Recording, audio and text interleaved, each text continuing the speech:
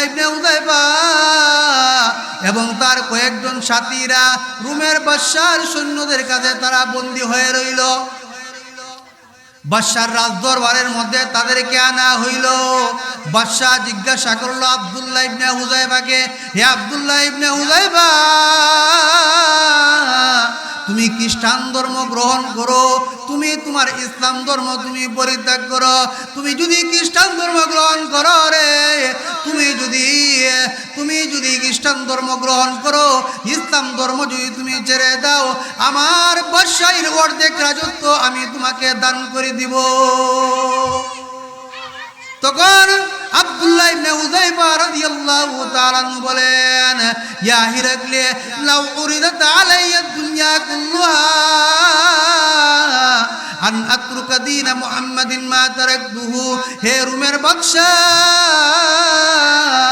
আমি যদি ঈমান হারা হই তাহলে তুমি আমাকে অর্ধ রাজত্ব তুমি দান করবা।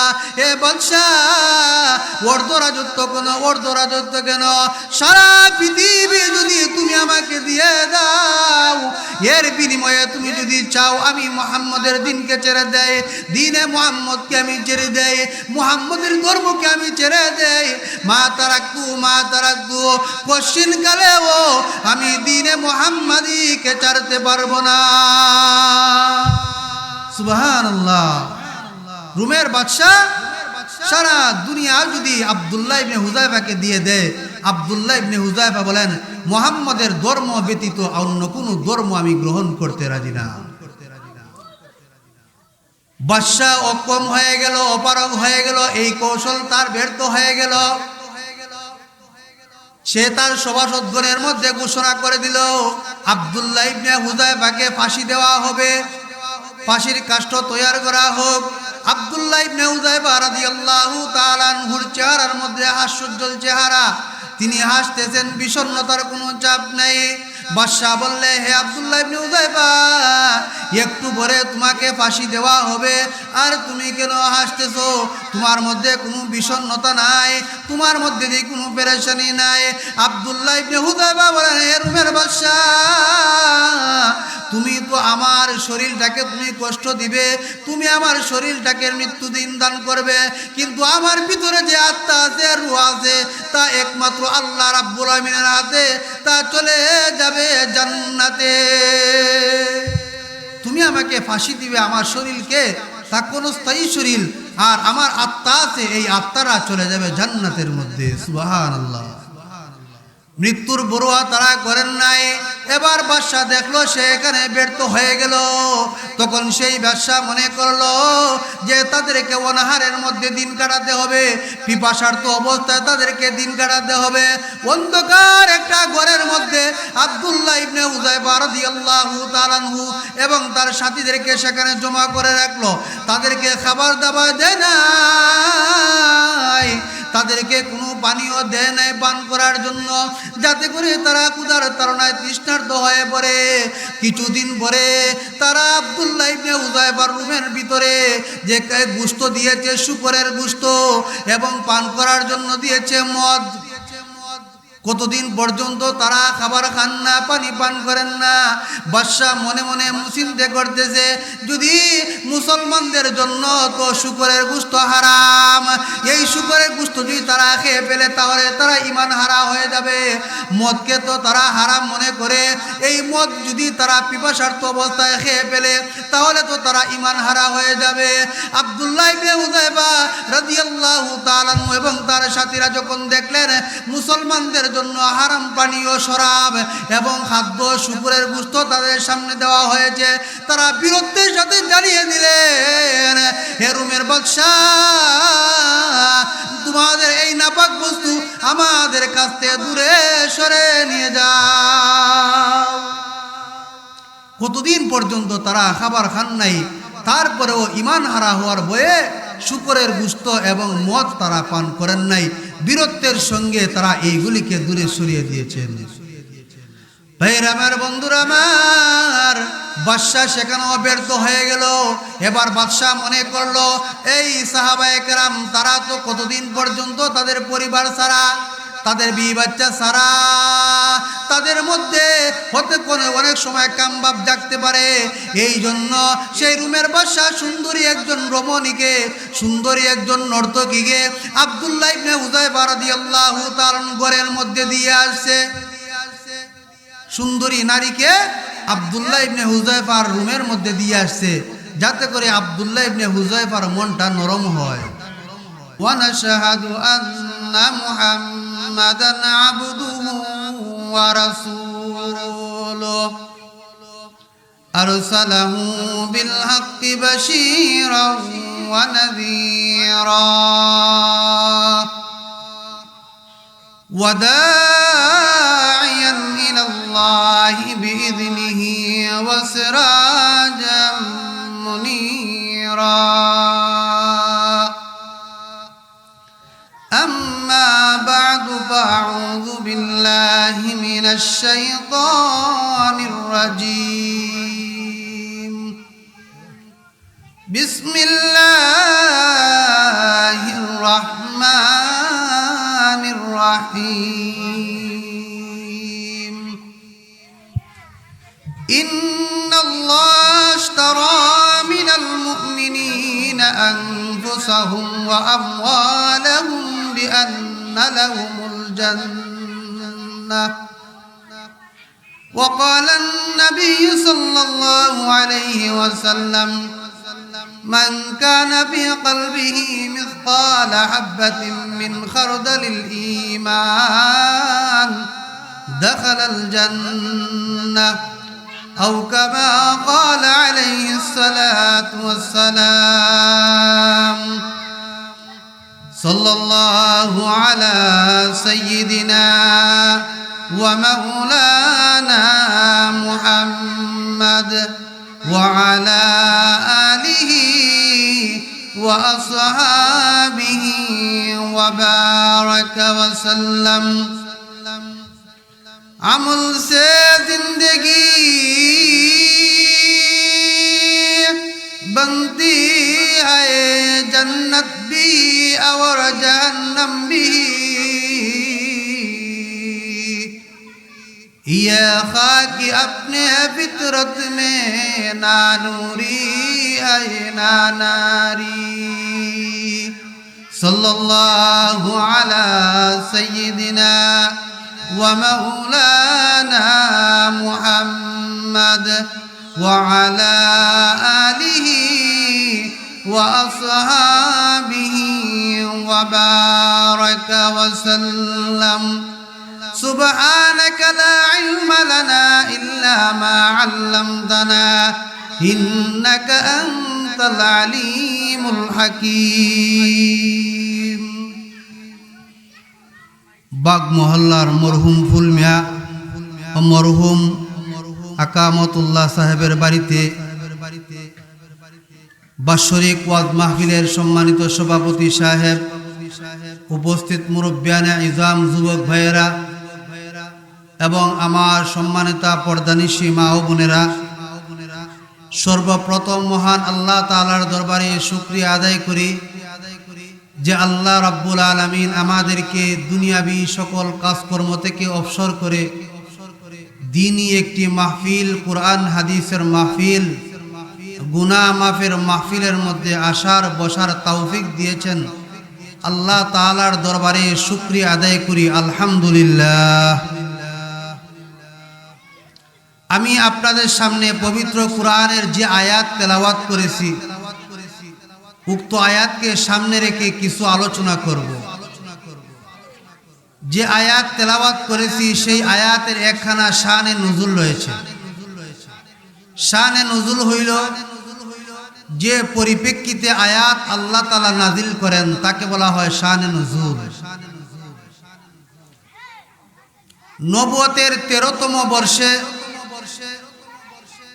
মদিনাতুল মুনাওয়ারায় 70 জন পুরুষ এবং 2 জন মহিলা, মোট 72 জন মুসলমান মিনার পর্বতাংশে আল্লাহ রাসূল সাল্লাল্লাহু আলাইহি সাল্লামের হাতে বায়াত গ্রহণ করেন, যাকে ঐতিহাসিকভাবে বায়াতে আকাবা বলা হয়।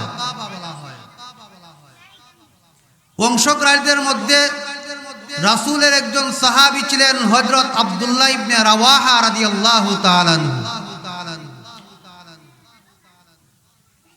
বায়াত গ্রহণ করার পরে আব্দুল্লাহ ইবনে রাওয়াহা রাসূলুল্লাহ সাল্লাল্লাহু আলাইহি ওয়াসাল্লামকে বললেন, ইয়া রাসূলুল্লাহ, ইয়া হাবিবাল্লাহ, আমরা তো আপনার কাছে বায়াত গ্রহণ করলাম, আপনার পক্ষ থেকে, আল্লাহ তাআলার পক্ষ থেকে আমাদের ব্যাপারে কোনো চুক্তি আছে কিনা, শর্ত আছে কিনা? যদি কোনো শর্ত থাকে আমাদেরকে আপনি জানিয়ে দিন। আল্লাহ রাসূল সাল্লাল্লাহু আলাইহি ওয়াসাল্লাম বলেন, আল্লাহ তাআলার পক্ষ থেকে শর্ত হইল ওয়াবুদুল্লাহ ওয়ালা তুশরিকু বিহি শাইআ, আল্লাহর একমাত্র ইবাদত করবে, এই আল্লাহর সাথে অন্য কাউকে তোমরা শরীক করবে না। এটা আল্লাহ তাআলার পক্ষ থেকে শর্ত। আর আমি রাসূলের পক্ষ থেকে শর্ত হইল তোমাদের জান মাল, তোমাদের সন্তান সন্ততিকে যেভাবে তোমরা হেফাজত করো, যেভাবে তোমরা আগলিয়ে রাখো, আমি রাসূলকেও সেইভাবে তোমরা হেফাজত করে রাখবে। সাহাবী আব্দুল্লাহ ইবনে রাওয়াহা রাদিয়াল্লাহু তাআলা বলেন, ইয়া রাসূলুল্লাহ, ইয়া হাবিবাল্লাহ, যদি এই শর্তে আমরা মেনে থাকি আমাদেরকে কি প্রতিদান দেওয়া হবে? তখন আল্লাহর রাসূল বলেছিলেন, এক আল্লাহর ইবাদত করো, আল্লাহর সাথে যদি কাউকে শরীক না করো, আমি রাসূলকে যদি তোমাদের সন্তানদের মতো, জানমালের মতো হেফাজত করে রাখো, এর বিনিময়ে আল্লাহ তাআলা তোমাদেরকে জান্নাত দান করবেন। বলুন সুবহানাল্লাহ।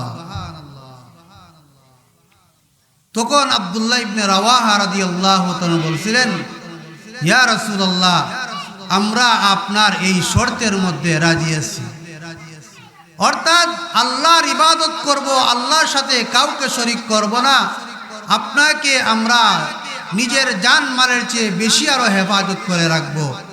এর পরিপ্রেক্ষিতে আল্লাহ তাআলা পবিত্র কুরআনের আয়াত নাযিল করেন, ইন্নাল্লাহা আশতারা মিনাল মুমিনিনা আনফুসাহুম ওয়া আমওয়ালাহুম বিআন্না লাহুমুল জান্নাহ। আল্লাহ রাব্বুল আলামিন পবিত্র কুরআন শরীফের মধ্যে বলেন, ইন্নাল্লাহা আশতারা মিনাল মুমিনিনা আনফুসাহুম ওয়া আমওয়ালাহুম, আল্লাহ রাব্বুল আলামিন ক্রয় করে নিয়েছেন, কিনে নিয়েছেন মুমিনদের জানমাল জান্নাতের বিনিময়ে। আল্লাহ রাব্বুল আলামিন মুমিনদেরকে জান্নাত দান করবেন, এর বিনিময়ে আল্লাহ তাআলা জানমাল কিনে নিয়েছেন, জানমালের বিনিময়ে আল্লাহ রাব্বুল আলামিন ঘোষণা করেছেন জান্নাত দিবেন। সুতরাং আমরা যদি ঈমানের জন্য আমরা জীবন দেই, ইসলামের জন্য যদি আমরা জীবন দেই, আল্লাহর রাহে যদি আমরা জীবন দেই, এর বিনিময়ে আল্লাহ তাআলা আমাদেরকে জান্নাত প্রদান করিবেন। আমাদের ঈমানের জন্য, ইসলামের জন্য, আল্লাহ তাআলার জন্য যদি আমরা আমাদের জীবনকে উৎসর্গ করি, এর বিনিময়ে আল্লাহ রাব্বুল আলামিন জান্নাত দান করিবেন। ভাইরা আমার, বন্ধুরা আমার, ঈমান কত দামি, ঈমান কত মূল্যবান। পয়গম্বর আরবি নবী মুহাম্মদুর রাসূলুল্লাহ সাল্লাল্লাহু আলাইহি ওয়াসাল্লাম বলেন, যদি কোনো ব্যক্তি কালিমা পড়ে ইসলাম গ্রহণ করে, লা ইলাহা ইল্লাল্লাহ মুহাম্মাদুর রাসূলুল্লাহ, কালিমা পড়ে যেই ব্যক্তি মুসলমান হইবে, একজন ফেরেশতা দুনিয়ার জমিন থেকে আকাশের দিকে রওনা হয়, আল্লাহ রাব্বুল আলামিনের কাছে এই আমলনামাটা পৌঁছে দিবে যে অমুক ব্যক্তি কালিমা পড়ে মুসলমান হয়ে গেছে।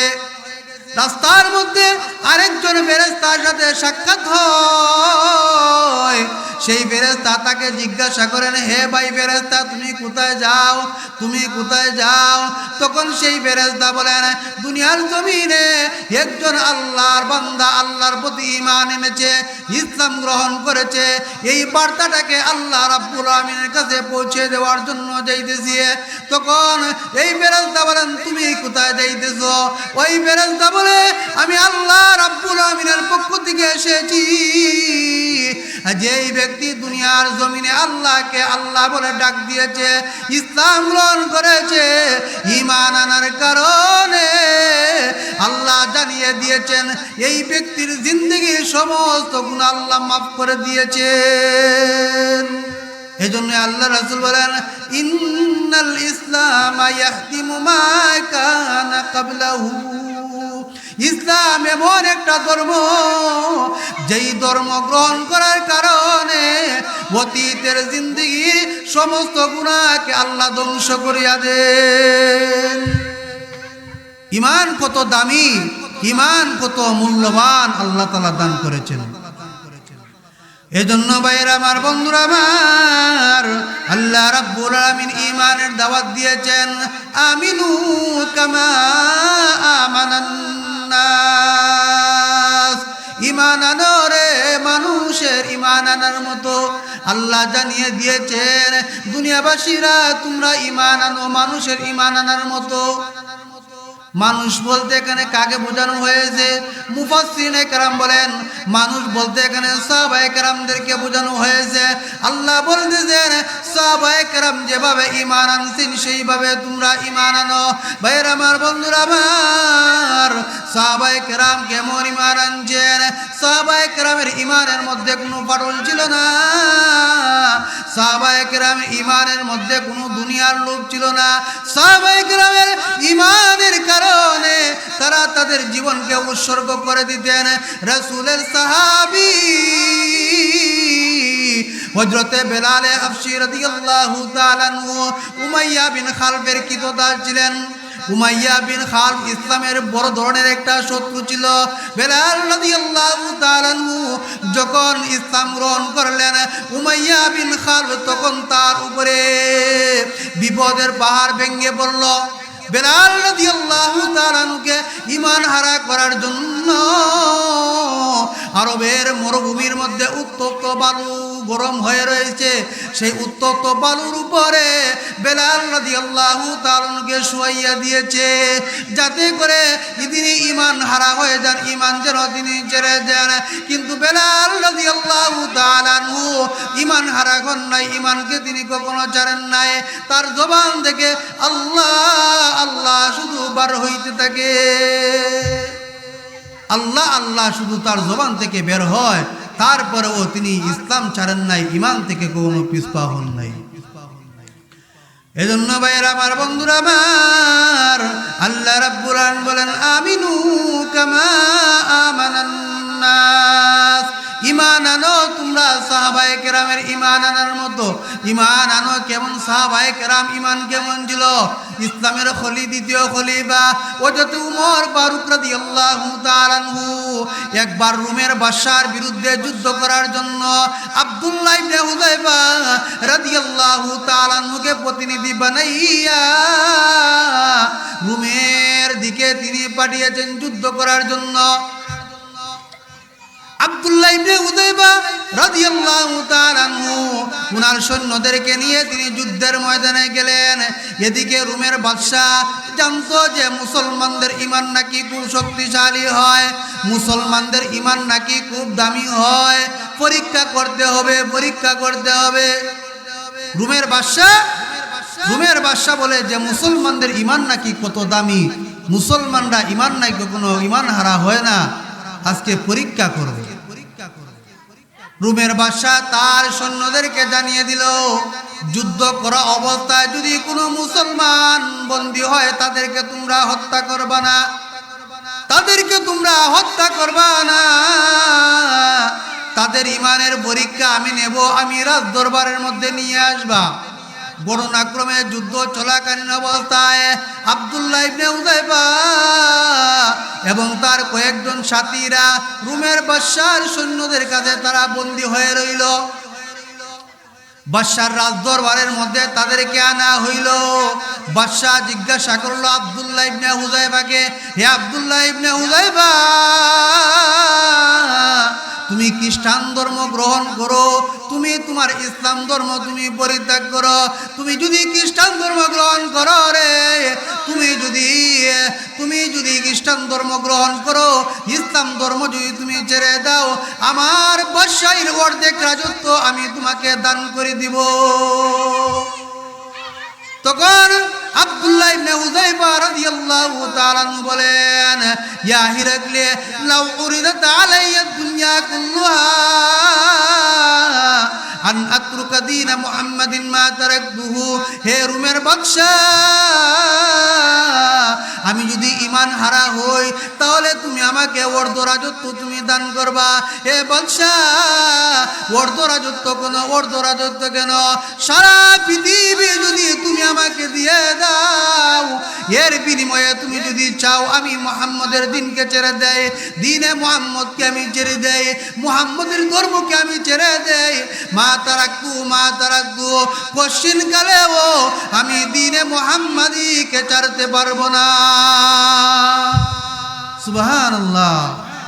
রোমের বাদশাহ সারা দুনিয়া যদি আব্দুল্লাহ ইবনে হুযায়ফাকে দিয়ে দেয়, আব্দুল্লাহ ইবনে হুযায়ফা বলেন, মুহাম্মদের ধর্ম ব্যতীত অন্য কোনো ধর্ম আমি গ্রহণ করতে রাজি না। বাদশাহ অক্ষম হয়ে গেল, অপারগ হয়ে গেল, এই কৌশল তার ব্যর্থ হয়ে গেল। সে তার সভাসদগণের মধ্যে ঘোষণা করে দিল, আব্দুল্লাহ ইবনে হুযায়ফাকে ফাঁসি দেওয়া হবে, ফাঁসির কাষ্ঠ তৈরি করা হোক। আব্দুল্লাহ ইবনে হুযায়ফা রাদিয়াল্লাহু তাআলা আনহুর চেহারার মধ্যে হাস্যোজ্জ্বল চেহারা, তিনি হাসতেছেন, বিষণ্ণতার কোনো চাপ নেই। বাদশাহ বললে, হে আব্দুল্লাহ ইবনে হুযায়ফা, একটু পরে তোমাকে ফাঁসি দেওয়া হবে, আর তুমি কেন হাসতেছো? তোমার মধ্যে কোনো বিষণ্ণতা নাই, তোমার মধ্যে যে কোনো পেরেশানি নাই। আব্দুল্লাহ ইবনে হুযায়ফা বলেন, হে রোমের বাদশাহ, তুমি তো আমার শরীরটাকে তুমি কষ্ট দিবে, তুমি আমার শরীরটাকে মৃত্যুদিন দান করবে, কিন্তু আমার ভিতরে যে আত্মা আছে, রূহ আছে, তা একমাত্র আল্লাহ রাব্বুল আমিনের হাতে, তা চলে যাবে জান্নাতে। তুমি আমাকে ফাঁসি দিবে আমার শরীরকে, তা কোন স্থায়ী শরীর, আর আমার আত্মা আছে, এই আত্মারা চলে যাবে জান্নাতের মধ্যে। সুবহানাল্লাহ। মৃত্যুর বড়ুয়া তারা করেন নাই। এবার বাদশাহ দেখলো সে এখানে ব্যর্থ হয়ে গেল, তখন সেই বাদশাহ মনে করলো যে তাদেরকে অনাহারের মধ্যে দিন কাটাতে হবে, পিপাসার্ত অবস্থায় তাদেরকে দিন কাটাতে হবে। অন্ধকার একটা ঘরের মধ্যে আব্দুল্লাহ ইবনে হুযায়ফা রাদিয়াল্লাহু তাআলা আনহু এবং তার সাথীদেরকে সেখানে জমা করে রাখলো। তাদেরকে খাবার দাবার দেয় নাই, তাদেরকে কোনো পানীয় দেয় নাই পান করার জন্য, যাতে করে তারা ক্ষুধার তাড়নায় তৃষ্ণার্ত হয়ে পড়ে। কিছুদিন পরে তারা আব্দুল্লাহ ইবনে হুযায়ফার রুমের ভিতরে যে গোশত দিয়েছে, শূকরের গোশত, এবং পান করার জন্য দিয়েছে মদ। কতদিন পর্যন্ত তারা খাবার খান না, পানি পান করেন না। বাদশাহ মনে মনে চিন্তা করতেছে, যদি মুসলমানদের জন্য তো শূকরের গোশত হারাম, এই শূকরের গোশত যদি তারা খেয়ে ফেলে তাহলে তারা ঈমান হারা হয়ে যাবে। মদকে তো তারা হারাম মনে করে, এই মদ যদি তারা পিপাসার্ত অবস্থায় খেয়ে ফেলে তাহলে তো তারা ঈমান হারা হয়ে যাবে। আব্দুল্লাহ ইবনে হুযায়ফা রাদিয়াল্লাহু তাআলা আনহু এবং তার সাথীরা যখন দেখলেন মুসলমানদের জন্য হারাম পানীয়, শরাব এবং খাদ্য, শূকরের গোশত তাদের সামনে দেওয়া হয়েছে, তারা বীরত্বের সাথে জানিয়ে দিলেন, হে রোমের বাদশাহ, তোমাদের এই নাপাক বস্তু আমাদের কাছ থেকে দূরে সরে নিয়ে যাও। কতদিন পর্যন্ত তারা খাবার খান নাই, তারপরেও ঈমান হারা হওয়ার ভয়ে শূকরের গোশত এবং মদ তারা পান করেন নাই। বীরত্বের সঙ্গে তারা এইগুলিকে দূরে সরিয়ে দিয়েছেন। ভাইরা আমার, বন্ধুরা আমার, বাদশাহ সেখানেও ব্যর্থ হয়ে গেল। এবার বাদশাহ মনে করলো, এই সাহাবায়ে কেরাম তারা তো কতদিন পর্যন্ত তাদের পরিবার ছাড়া, তাদের বিয়ে বাচ্চা সারা, তাদের মধ্যে হতে কোনো অনেক সময় কামবাব জাগতে পারে। এই জন্য সেই রুমের বাদশা সুন্দরী একজন রমণীকে, সুন্দরী একজন নর্তকীকে আব্দুল্লাহ ইবনে হুযায়ফা রাদিয়াল্লাহু তাআলা ঘরের মধ্যে দিয়ে আসছে। সুন্দরী নারীকে আব্দুল্লাহ ইবনে হুযায়ফার রুমের মধ্যে দিয়ে আসছে, যাতে করে আব্দুল্লাহ ইবনে হুযায়ফার মনটা নরম হয়। ভাইয়েরা আমার, বন্ধুরা আমার, কিছুক্ষণ পরে সেই সুন্দরী রমণী ঘর থেকে বের হয়ে আসলো। এসে বাদশাকে বলল, আইয়ুহাল মালিকু ইলা আইনা আরসালতানি ইলা হাজারিন আও ইলা শাজারিন লা ইয়াতাকাল্লামু ওয়া লা ইয়ানজুরু মা সামি'তু কাওলু লা ইলাহা ইল্লাল্লাহ। হে রুমের বাদশা, তুমি আমাকে কার নিকট পাঠিয়েছো? কার নিকট পাঠিয়েছো? পাথরের নিকট পাঠিয়েছো না গাছের নিকট পাঠিয়েছো? আমি জানি না, আমি জানি না। সে আমার দিকে তাকায় না, আমার সাথে কথা বলে না, তার জবান থেকে শুধু আল্লাহ আল্লাহ বের হইতেছে। সুন্দরী রমণী দ্বারা আব্দুল্লাহ ইবনে হুযায়ফাকে ঈমান হারা করার চেষ্টা করেছিল, কিন্তু সেখানেও বাদশা ব্যর্থ হয়ে গেল। সর্বশেষে বাদশা হুকুম করলো, জ্বলন্ত আঙ্গার তৈরি করা হোক, বড় একটা কড়াইয়ের মধ্যে তেল গরম করা হোক। বড় একটা কড়াইয়ের মধ্যে তেল গরম করার পরে আব্দুল্লাহ ইবনে হুযায়ফার একজন সাথীকে সেই গরম তেলের মধ্যে নিক্ষেপ করেছে। গরম তেলের মধ্যে দেওয়ার কিছুক্ষণ পরই দেখা যায় সেই সাহাবীর শরীরের গোশত খসে পড়ে কঙ্কাল ভেসে উঠেছে। আব্দুল্লাহ ইবনে হুযায়ফাকে রুমের বাদশা বলল, হে আব্দুল্লাহ ইবনে হুযায়ফা, এখনো সময় আছে, এখনো সময় আছে। তুমি যদি খ্রিস্টান ধর্ম গ্রহণ করো তাহলে তোমাকে মুক্তি দান করব। ইসলাম ধর্ম যদি তুমি পরিত্যাগ করো তোমাকে মুক্তি দান করব। আর যদি তুমি ইসলাম ধর্ম তুমি না ছাড়ো, তুমি খ্রিস্টান ধর্ম যদি তুমি গ্রহণ না করো, তোমার সাথীর যে অবস্থা হয়েছে তোমাকে গরম তেলের মধ্যে দিয়ে তোমাকেও সেই অবস্থা করা হবে। আব্দুল্লাহ ইবনে হুযায়ফাকে ভয় দেখাইতেছে রুমের বাদশা, তোমার সাথীকে যেভাবে গরম তেলের মধ্যে দিয়ে তাকে কঙ্কাল বানানো হয়েছে, তোমাকেও সেইভাবে কঙ্কাল বানানো হবে। এবার আব্দুল্লাহ ইবনে হুযায়ফা রাদিয়াল্লাহু তাআলা চোখ দিয়ে পানি জোর করে বেয়ে পড়তেছে। বাদশা মনে করতেছে এবার কাজ হয়েছে। এবার মনে হয় আব্দুল্লাহ ইবনে হুযায়ফার অন্তরে ভয় লাগছে, মৃত্যুর ভয় তার মধ্যে এসেছে। বাদশা বলল, হে আব্দুল্লাহ ইবনে হুযায়ফা, তুমি কাঁদছো কেন? মৃত্যুর ভয়ে তুমি কাঁদতেছো নাকি? আব্দুল্লাহ ইবনে হুযায়ফা রাদিয়াল্লাহু তাআলা বলেন, ওয়াল্লাহি মা বাকাইতু খাউফান, আল্লাহর কসম, আল্লাহর কসম, আমি ভয়ে কাঁদি নাই, আমি ভয়ে কাঁদি নাই। ওয়ালাকিন্নী বাকাইতু, কিন্তু আমি কেঁদেছি লিআন্নালি নাফসান ওয়াহিদা ওয়া কুনতু আওয়াদু আইয়াকুনা মিয়াতান নাফস। হে রুমের বাদশা রে, আমি মৃত্যুর ভয়ে কাঁদি না, আমি কেঁদেছি মাত্র একটা কারণে, আল্লাহ রাব্বুল আলামিন আমাকে একটা প্রাণ দিয়েছেন, একটা জান আল্লাহ রাব্বুল আলামিন আমাকে দিয়েছেন। আল্লাহ তাআলা যদি আমাকে শত শত প্রাণ দিতেন, শত শত প্রাণ আল্লাহ তাআলা যদি আমাকে দেন, সমস্ত প্রাণ যদি আমি আল্লাহর রাস্তায় বিসর্জন দিতে পারতাম, এই আফসোসের জন্য আমি আল্লাহ তাআলার দরবারে কাঁদতেছি। সুবহানাল্লাহ। বাদশা মনে করতেছে মৃত্যুর ভয়ে আব্দুল্লাহ ইবনে হুযায়ফা কাঁদতেছেন, কিন্তু না, আব্দুল্লাহ ইবনে হুযায়ফা বলেন, আল্লাহ তাআলা তো আমাকে একটা মাত্র জান দিয়েছেন, একটা মাত্র প্রাণ দিয়েছেন। যদি শত শত প্রাণ আল্লাহ তাআলা আমাকে দিতেন, শত শত প্রাণ যদি আল্লাহ তাআলা আমাকে দিতেন, সবগুলি আমি আল্লাহর রাস্তায় বিসর্জন দিয়ে দিতাম। বলুন সুবহানাল্লাহ।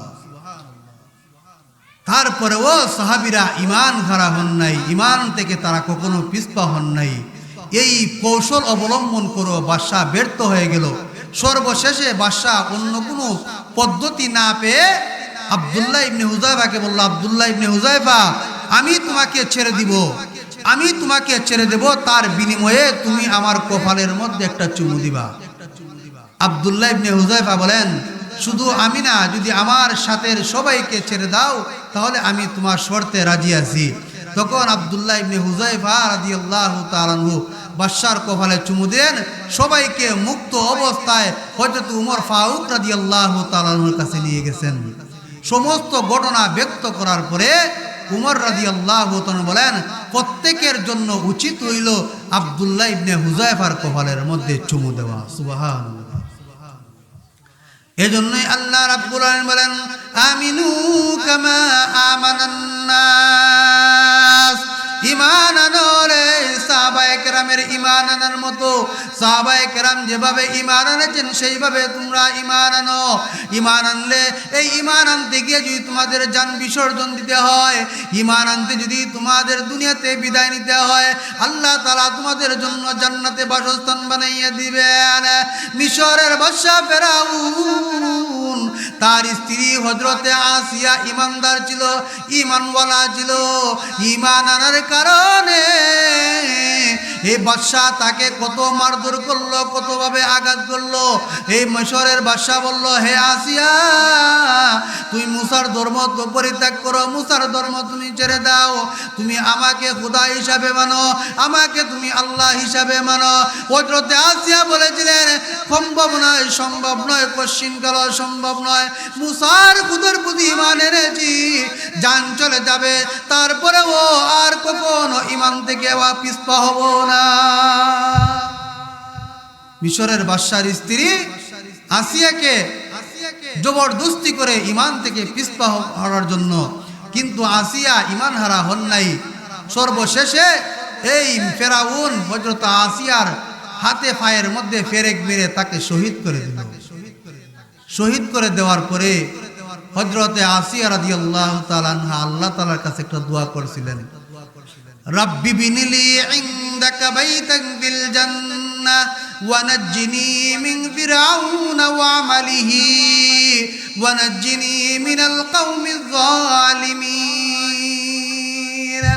হযরতে আসিয়াকে যখন ফেরাউন শহীদ করতেছিল, তখন হযরতে আসিয়া আল্লাহর কাছে দোয়া করে, মাবুদ, দুনিয়ার শান্তি আমি চাই নাই, দুনিয়ার অট্টালিকা আমি চাই নাই, দুনিয়ার সুখ শান্তি আমি পিছনে ফেলে দিয়েছি, সব কিছু বিসর্জন দিয়েছি, একমাত্র তোমার কারণে, তোমাকে মানার কারণে আজকে দুনিয়া থেকে আমাকে বিদায় নিতে হইতেছে। তোমাকে এক হিসাবে মানার কারণে আমাকে দুনিয়া থেকে শহীদ করে দেওয়া হইতেছে।